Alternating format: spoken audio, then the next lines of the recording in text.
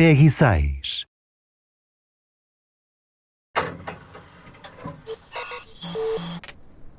Hello, everyone. Hello. Thank you for attending this special presentation. I'm Professor Seth Ellopod from the Squid Research Lab. Today I will present our findings from over 6 months of research into the ecology of this squid creature. I'll also tell you how you can get involved with your own research at the end of the presentation. This colourful ink looks unremarkable, but in fact it's home to a most extraordinary life form, capable of truly astonishing feats. While perfectly at home swimming in ink, these creatures can also survive on land. It might sound impossible, but when you see it for yourself, everything will become clear. Clearly, this isn't any ordinary squid. Our research has determined that these creatures can change into humanoid form. As squid, they can dive into it. While in human form, they can use weapons. They really are the most fascinating creatures. In most circles, these creatures are known as inklings, but our researchers just call them squid. Of course, there are males and females. Inkling boys and inkling girls, if you will. Our founder, Phil Ounder, witnessed them changing their skin tone and eye colour at will, like this. However, our intern Shelley says that the part that looks like hair changes colour each time they go into battle. The ability to change between humanoid and squid form starts when they reach a mature stage, usually around the age of 14. They can't run that fast on 2 legs, but just watch them go when they swim through ink in squid form. This footage, part of a peer-reviewed study, proves that they're around twice as fast while swimming. Jumping height is the same for both humanoid and squid forms. But by building momentum before leaping, there's a big difference in distance. Well, as you can see. Another discovery we made is that squid can climb up walls that are covered in ink. There are some obstacles they can't climb past, however.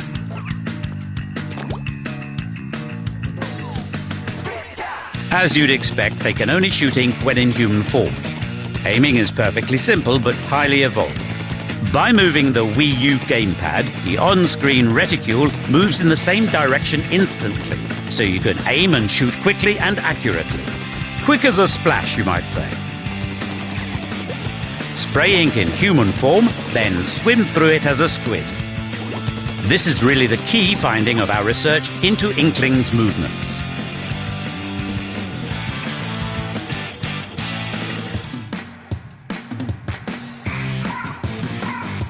Squid are extremely territorial creatures and often flaunt their turf, as this footage shows.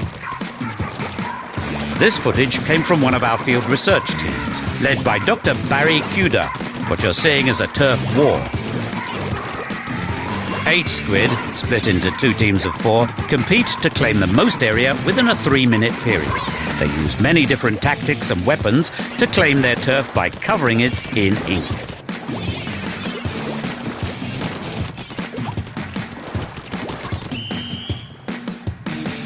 When the match is over, this cat judges which team covered the most ground. While standing on your team's ink, you can run or transform into a squid to swim freely. But if you come into contact with enemy ink, you'll have real trouble moving.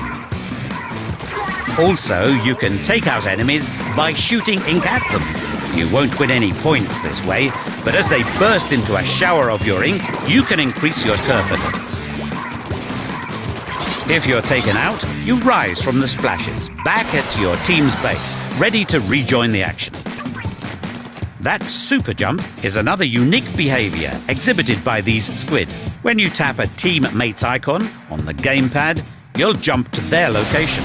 This is perfect for joining teammates on the front line or supporting any brave inklings who find themselves overwhelmed. On the other hand, some squid achieve great results with less aggressive behavior, such as staying hidden from others and concentrating solely on covering ground in their ink. In this game, it's mind over splatter, that's for sure. After each battle, you're awarded points based on how much turf you covered. These points are converted to cash and also count towards increasing your level, which reflects your ability, in a manner of speaking. Let's move on to look at the 5 key turf war locations available from the start.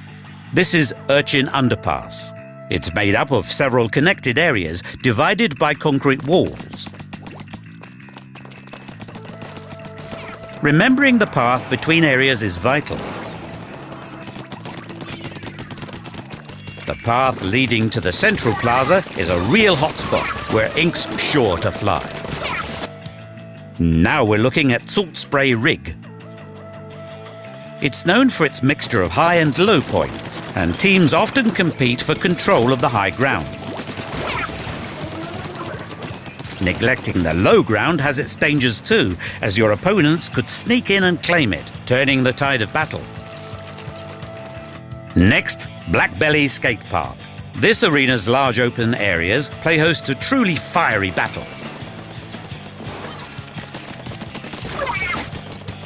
Clinching the platform at the centre seems key to holding the high ground, but it's not going to be easy. Walleye Warehouse. Use obstacles to your advantage to stay hidden from opponents, then get close and let them have it. And finally, for now, Arowana Mall. Opponents attack from all angles, so good luck trying to expand your turf. Perhaps you've noticed the many different clothing styles, another fascinating area of squid life. One key finding we cannot stress enough is that, although they seem unremarkable on the surface, squid are extremely fashion conscious. They style themselves with headgear, clothes and shoes, which we gather under the term gear. The key to their fashionability, is that a word? Lies in their natural habitat. This is the centre of all that is vibrant and exciting in this world, Inkopolis. Young squid come here every day to discover the latest trends in gear and weapons. In this truly varied ecosystem, each shop is run by a different marine creature. The shopping area is known as Booyah Base, and it's right next to Inkopolis Tower. The clothing shop Jelly Fresh is run by Jalonzo, rather unique in his speech. He is nevertheless very popular with the young squid, or so our coolest intern Ray tells us. His idea of expressing his personal style is wearing a different t-shirt every day. Oh, Jalonzo, that is, not Ray. He's worn the same Splash Mob t-shirt for months. This is Krusty Sean of the shoe shop, Shrimp Kicks. He loves shoes so much, he wears 4 different pairs at the same time. Annie is in charge of the headgear shop, Cooler Heads. She's shy, but has plenty of fans. Strangely, a clownfish named Mo lives in her hair. Many a young squid has been stung by his sharp tongue. Finally, Sheldon from Ammo Knights. He's a real weapons nut and knows everything there is to know about arming yourself to the squiddy teeth. A warning, however.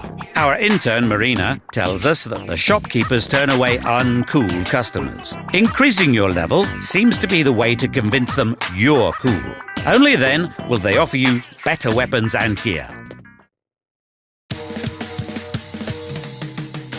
There are 3 main weapon types.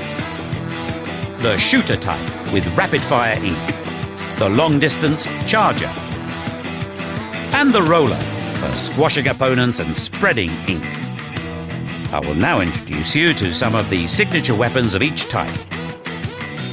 First, the splatter shot, which is a popular choice for new players. You can quickly fire ink by holding down the trigger, so covering a lot of nearby ground is easy. And it's useful in a showdown too, as long as you line up your shot before firing.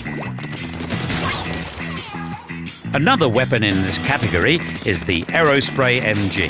It only has a short range, but if you can get close enough, you can take down an opponent in the blink of an eye. As the Jet Squelcher has the longest range in its class, taking out distant enemies is like shooting fish in a barrel. Now, the Blaster.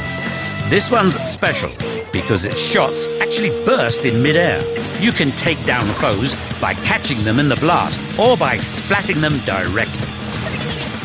Moving on to the Splat Charger now. As you might expect, you charge up an ink shot, then let it all out at once in a powerful blast. Weapons like this are perfect for creating ink paths along the ground and up walls, or sticking it to far-off enemies who wander into your crosshairs. Another charger weapon is the E-Liter 3K. It has a long charge time, but a long range too, so it's actually rather well balanced.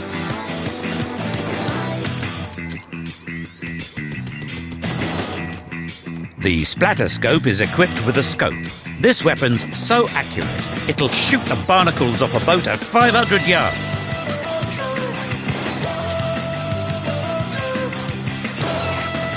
And the Splat Roller. It's great for charging forward and covering the ground as you go, and you can even squish any opponents in your way. When you shake the roller, ink flies off it, so you can even attack foes who are standing back a little. Here's the Dynamo Roller. It's heavy, which means it's slow to move, but it spreads so much ink when you shake it that it can deflect incoming fire.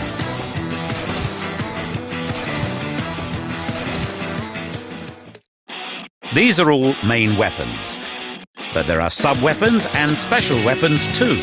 You equip weapons in sets of one main, one sub, and one special weapon, so it's vital to select the weapon set that suits your play style and the map at hand. Sub-weapons consume a lot of ink with each shot, but each one uses a different amount.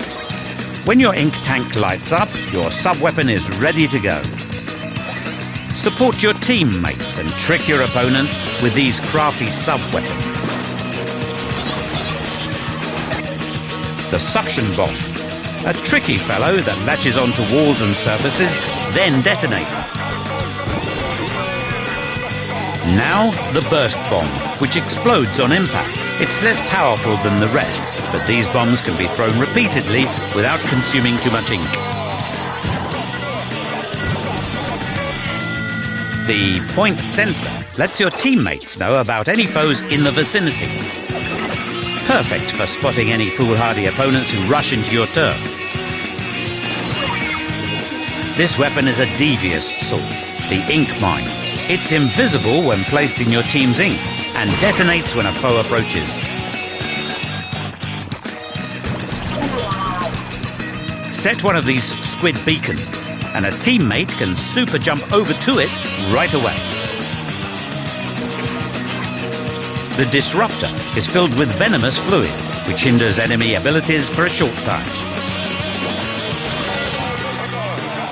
Moving on, special weapons certainly live up to their name. Cover ground with ink as normal, and when the gauge is full, it's special weapon time. Many special weapons are very powerful, so you can really cover large sections of ground and take out groups of enemies. The Ink Strike is a powerful weapon with unparalleled range. Tap a location on the gamepad to launch a missile there and watch it explode in a devastating ink tornado. Pinpoint every enemy's location with the Echo Locator. Your teammates will be able to see your opponent's positions too, so there'll be no escape. The Bubbler creates a protective barrier for a short time. Nearby teammates can also pop in to share the effect. The Kraken strikes fear into every foe. Transform into an invincible squid with a powerful spin attack. Main, sub, special. Every squid enters a turf war armed with a weapon set of those 3 weapon types. Mastering them all is key to success. Outside Booyah Base, players find themselves in the plaza. Many squid gather here. They are actually other players arriving from Miiverse, or ones you have encountered in online matches. This world has its own unique fashion, and Inklings love to express their personality through the brands they wear.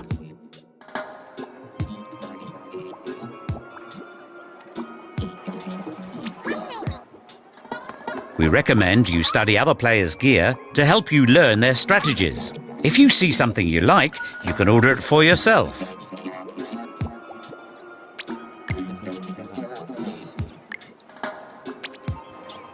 Careful examination reveals the presence of an icon on this gear.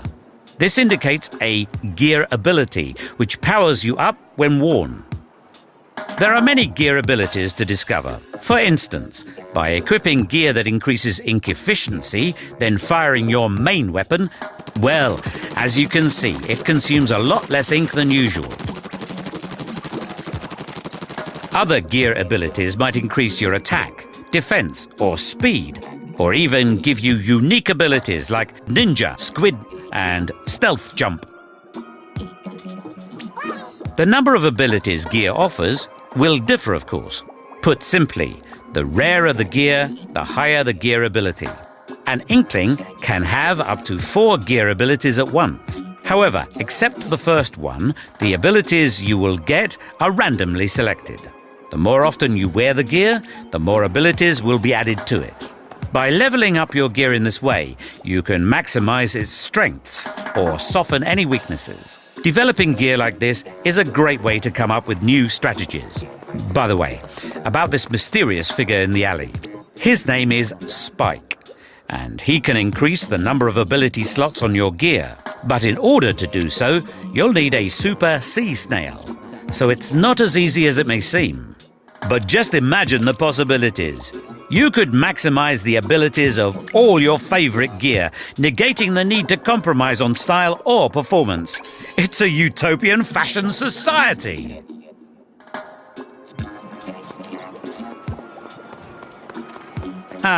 Did you see that strange-looking old guy poking his head out from a manhole? Observe what happens when a squid follows him. Beneath the concrete spaces of Inkopolis, a magnificent otherworld is just waiting to be discovered. This colourful character is Captain Cuttlefish, a big name here in Octo Valley. Inklings seem to obey his orders to fight against the octopus forces. Suckers! In a nutshell, the octopi have stolen the squid's precious zapfish, and Captain Cuttlefish orders its retrieval. Down here, there's no shortage of odd sights. Take this kettle, for example. It seems to be connected to the octopus base. I should say that the octopus forces are officially classed as Octarians, but we'll just refer to them as octopi. They're very varied and dangerous, and certainly not to be underestimated. As in all of nature, there are many obstacles to be overcome. Use all your skill to recover the zapfish and emerge victorious.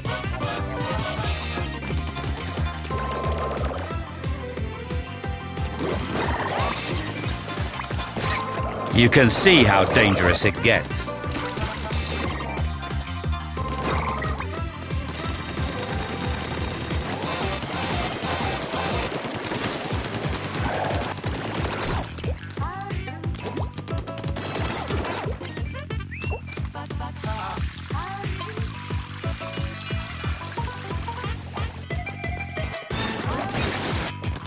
Shoot ink in human form. Swim as squids.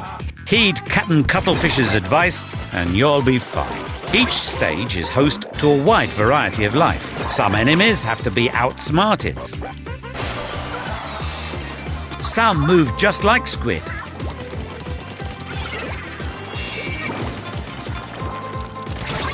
Some use powerful attacks. And boss-like giant weapons defend vital areas. Occasionally, useful items can be found in stages. For instance, this armor increases your resistance to octopus attacks. There are other helpful items too, like the bubbler and ink zuka. These strange-looking items are power eggs, and they're scattered all over. You can use them to power up your hero suit, so gathering as many power eggs as possible is vital to survival.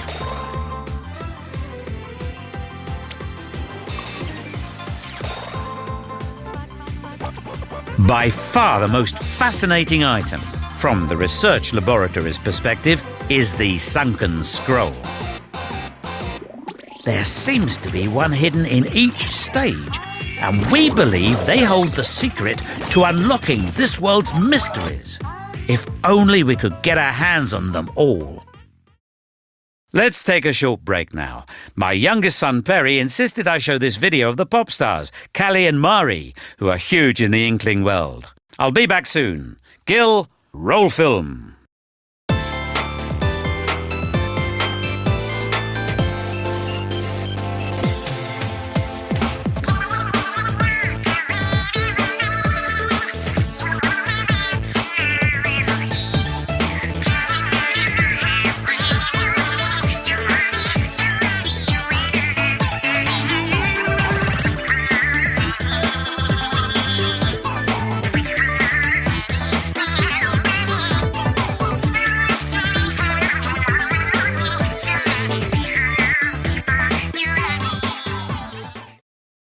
Okay, thanks everyone. Let's resume now. There are several modes still to explain. The second floor of this building is home to the Battle Dojo. In this local multiplayer mode, you and a friend can play without pressure. It's ideal for practicing before online matches. The rules of engagement are simple. Compete to pop the most balloons, which are each worth 1 point. But if your opponent splats you, you lose points. Each match lasts 5 minutes, and any balloons popped in the last 60 seconds are worth double. We've observed many exciting turnarounds in these closing moments.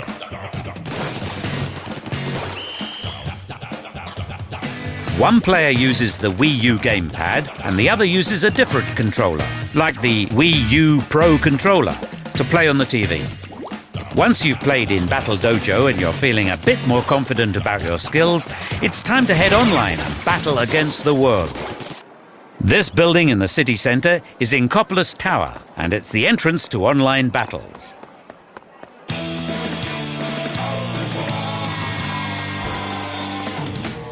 There are 2 types to choose from: regular battle and ranked battle. Regular battle refers to the turf wars I explained earlier. The team that inks the most turf wins. In online battles, the players on each team are shuffled after each match, so a strong ally could become a dangerous opponent in the next game. In this mode, you can easily join your friends who are already playing online. Teams are shuffled when you're playing with friends as well. Okay, this part's important. You must prepare to tailor your weapon strategy for each stage. To provide further strategic depth, every 4 hours a newscast announces which 2 stages are available to play at a given time. 4 hours later, you'll have 2 different stages to play on, and whole new strategies to devise. The other mode is Ranked Battle, which offers several rule sets. One is Splat Zones, where both teams fight to capture a specific area of the stage. The team that holds ground longer will be crowned the winner. Because both teams are battling it out over this territory, it becomes an extremely heated battleground. As you'd expect, in ranked battle, you receive a ranking based on your skills. Wins and losses will affect your rank.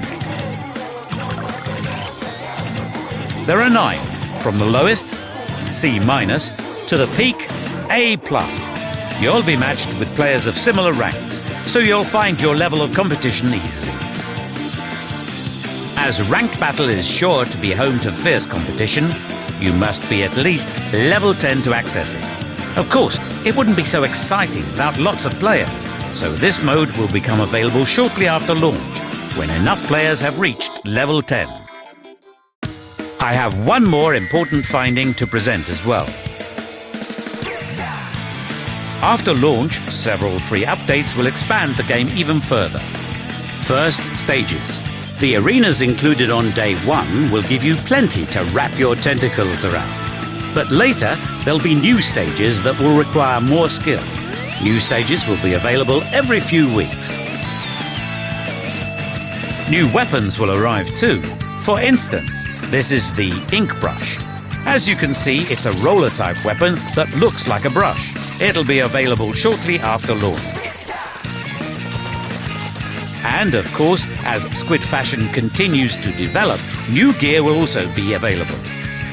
There's a new ranked battle mode coming, called Tower Control. When you stand on the tower in the stage center, it starts moving on a rail towards enemy territory. The team that pushes the tower furthest towards the goal is the winner. Think of it almost like a reverse tug of war. Of course, the inkling on the top of the tower will be a lightning rod for enemy attacks, so it's up to the whole team to rally round and protect them. It's sure to be a heated battle. A third type of ranked battle is also in the works. It's called Rainmaker. But even our most dedicated researchers, John Dory and Cal Amari, don't have any clear details at the moment. Please await further information. There will also be a major update to the title in August. First, the game's online features will get an upgrade. As more players master the strategies, weapons and stages in online matches, this event will add in 2 extra matchmaking options. You and 3 online friends will be able to form a team, then search for another team to battle against.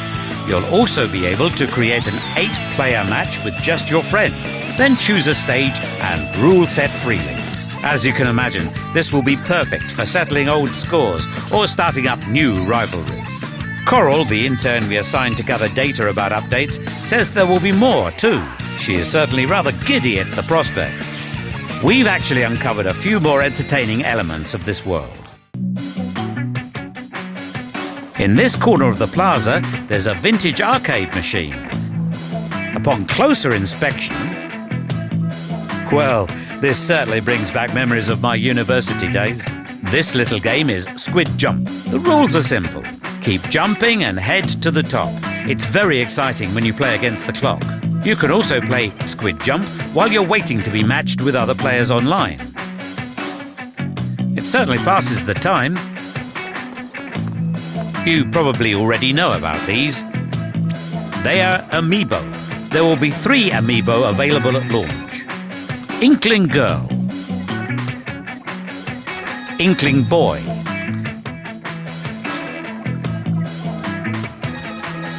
and Inkling Squid. Each one offers a staggering 20 missions called Amiibo Challenges. Our latest study shows that Inkling Girl missions will focus on charger weapons. Inkling Boy challenges only use roller weapons. And the Squid missions combine the Kraken weapon and a limited supply of ink. These limited ink challenges are sure to be really tough, so there's no time for squidding around. When you clear a mission, you'll get special gear.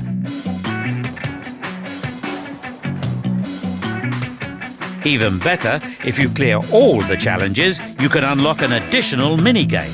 You can play them at the arcade machine in the plaza, or while you're looking for a match.